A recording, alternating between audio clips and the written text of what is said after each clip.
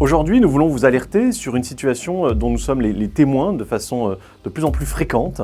C'est la répression contre les familles de journalistes.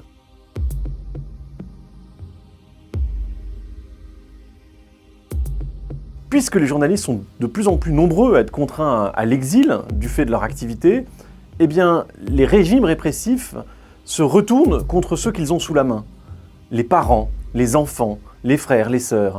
Et c'est pour cela que nous avons, dans une publication que vous trouvez sur notre site, collecté toute une série de faits qui sont particulièrement inquiétants et qui montrent l'infamie de la répression contre les journalistes. Un exemple qui est très frappant, c'est celui des techniques répressives du régime iranien. Les journalistes iraniens réfugiés au Royaume-Uni nous disent que la meilleure façon de les tenir pour le régime de Téhéran, c'est de faire pression sur leur famille. Et 60% d'entre eux témoignent de ce type d'action, de convocation au tribunal, de messages passés aux familles, de convocation au commissariat également. Et cela suffit parfois à exercer une emprise psychologique sur les journalistes, même s'ils sont au Royaume-Uni. Deuxième exemple, qui est un exemple très choquant, c'est celui des enlèvements de familles de journalistes.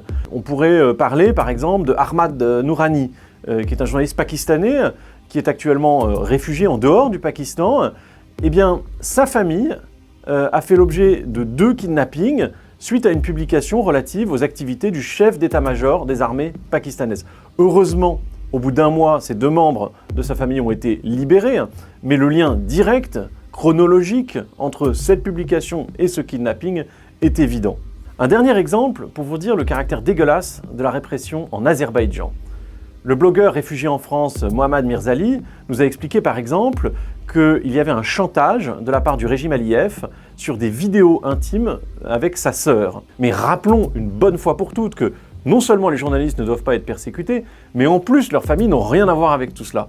Donc de grâce, gardons les familles en dehors de tout cela, respectons le travail du journaliste. Je vous remercie.